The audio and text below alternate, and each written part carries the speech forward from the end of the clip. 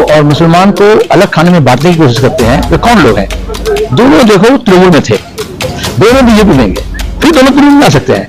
तो इनका सियासत जो है, एक फैक्ट्री में ये काम बनता है, वो आरएसएस का फैक्ट्री है। वहां पे उनको मंदिर मस्जिद हिंदू मुसलमान आए दिन ये लेकर करना पड़ेगा, ताकि लोग बेरोजगारी, महंगाई, गुर्बत, परेशानी ये लेकर के सवाल का सामना नहीं करे। होली या नमाज या रोजा कैसे होगा, ये कोई बीजेपी के नेता थोड़ी तय करेगा। वो तो बीजेपी के पैदाइश से पहले से ये काम होता आ रहा है, अब बाद में होता रहेगा। 26 का चुनाव के सामने रखकर के कभी बांग्लादेश का सवाल लेके, कभी रोहिंग्या लेकर के, कभी बांग्लादेश लेकर के, कभी सीए लेकर के, अभी मंदिर मस्जिद लेकर के बीजेपी टीएमसी पहले दोनों के अंदर कंपटीशन होता था। अभी एक दूसरे को सप्लीमेंट और कंप्लीमेंट कर रहे हैं।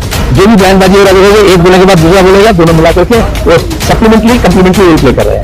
इन्होंने जो बयान दिया था कि अगर बीजेपी सत्ता में आती है तो मुस्लिम एमएलए को विधानसभा से बाहर फेंक देंगे, इसी का समर्थन आज सज्जन घोष ने भी किया है, क्या कहेंगे? अच्छा, ये सब लोग नाम जानते क्यों हैं?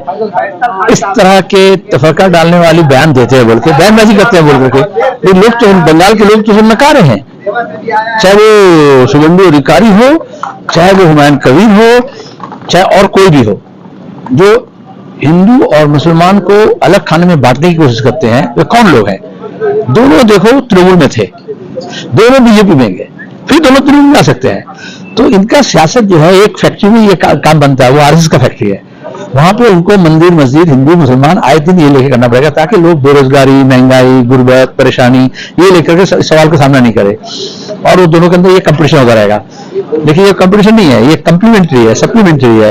एक जो बोल रहे हैं, दूसरे जो बोल रहे हैं, वो एक दूसरे कट नहीं कर रहे हैं, वो एक दूसरे को और भी ज्यादा बल दे रहे हैं, ताकि लोग इसमें उलझ जाए। लेकिन ये बयान इसलिए हुआ था क्योंकि जुमा के रोज होली भी थी और रमजान महीने में जुमा था, तो लोग ताकि एक दूसरे को रंग डालना लेकर के अगर एक हंगामाखेज माहौल पैदा हो जाए, जो आप जोगी के राज में जैसा हो रहा है। तो बंगाल को वो यूपी के जैसा जोगी राज बनाना चाह रहे थे, लेकिन बंगाल के लोग उसको नकारे हैं।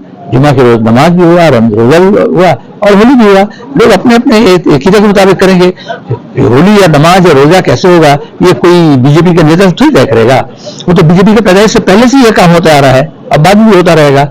लेकिन इसको खास करके मीडिया का एक हिस्सा इसको लेकर के वो डालते इसलिए कि लोगों का रोजमर्रे का जो परेशानी है उससे वो नजर को घुमाते हैं। और आप ये देख लो कि हमने ये फैसला किया और अब तक बंगाल के हर थाने में शुभेंदु के नाम में एफआईआर दर्ज हो रहा है और उसको हर थाने में अभी बुलाना पड़ेगा। और हम देखेंगे, ममता बनर्जी बोलती है कि बीजेपी के खिलाफ है, फिर पुलिस मंत्री है, हम देखेंगे कौन कौन थाना है जो उस एफआईआर के तहत अंजाम देता है कोई काम का। क्यों नहीं सुओ मोटो पुलिस को ये हिदायत दिया गया कि ऐसा नफरती बयान जो भी करेंगे और खराफती करेंगे उसके खिलाफ एक्शन लेना चाहिए कानूनन। तो क्यों नहीं बंगाल में कानूनन ये बंदोबस्त लिया गया हेट स्पीच के लिए। ऑलरेडी पूरे हिंदुस्तान में ये बात सबको मालूम है, लेकिन ममता बनर्जी के राज में बीजेपी ऐसे खराफती बयान देने के बाद भी आप देखो ये आराम से घूम रहा है और पुलिस कोई एक्शन नहीं लिए। इसलिए हमने फैसला लिया है बंगाल के हर थाने में हमारे लोग एफआईआर कर रहे हैं उनके नाम में। सज्जन घोष ये भी बोल रहे हैं कि मदरसा में क्या ही पढ़ाई होता है। तो वो कौन है? वो कौन है नहीं मालूम, वो कौन है? ऐसे कितने लोग हैं जो कुछ मीडिया को हाथ में रख करके अपने बयानबाजी करते हैं, लोग उसके पीछे घूमते रहते हैं। लेकिन सवाल इस बात का है कि उनका अपना कैरेक्टरिस्टिक क्या है वो देखो। लेकिन मदरसा पे इस तरीके की क्यों उनका ये हिम्मत कैसे हुआ और उनको ये ताकत कैसे पहुंचा? हम तो ये बात बताया, वो उसका बाप है तृणमूल था, वो बीजेपी हो गया, तो वो तृणमूल कह करके बीजेपी करके वो मदरसा मुसलमान मस्जिद ये लेकर के शासित करता है और इसका इजाजत बंगाल के लोग देते नहीं है। सर, एक बंगाल को क्या आरएसएस लेबोरेटरी बनाना चाहते हैं जिस तरह गुजरात को बनाया? बिल्कुल आपका सवाल सही है। ये दो लेबोरेटरी आरएसएस का फैसले के मुताबिक हिंदुस्तान के दो खित्ते में, वेस्ट कोस्ट में जो है गुजरात में और ईस्ट कोस्ट में बंगाल में। क्योंकि हमारा जो मुल्क है आजादी के बाद हमने बहुत जद्दोजहद के बाद जो आजादी मिली तो हमने सेकुलर डेमोक्रेसी को अपनाया, जमहूरी और सेकुलर। तो गुजरात में लेबोरेटरी के जो गोधरा कांड हुआ, अभी आप देखो 27 मार्च को याद करेंगे लोग। उसके बाद मोदी प्रधानमंत्री बने, लोगों का वहां पे नस्ल कुर्सी हुई, तो वहां पे सेकुलरिज्म को खत्म किस तरह से किया जा सकता है, हिंदुस्तान के अंदर रह करके भी एक लेबोरेटरी बनाया जाए जहां पे सेकुलरिज्म खत्म किया जाए। और बंगाल में ममता बनर्जी को लेकर के आरएसएस ने जमहूरियत को, डेमोक्रेसी को किस तरह से खत्म किया जाए उसका लेबोरेटरी बनाया। क्योंकि पूरे मुल्क में सेकुलर और डेमोक्रेसी दोनों को खत्म करने के लिए आप देखो जितना मामला आगे बढ़ रहा है उतना बीजेपी अब किलोमीटर करीब आ रहा है, क्योंकि एक ही प्रोजेक्ट का दो हिस्सा था, दो अलग अलग इंप्लीमेंटेशन एजेंसी जो अलग अलग लैब में काम कर रही थी, और इसका सबूत मिल गया कि किस तरह से जमहूरियत को खत्म किया जा सकता है। आज बंगाल में देखो आप, और किस तरह से सेकुलरिज्म को खत्म किया जाता है।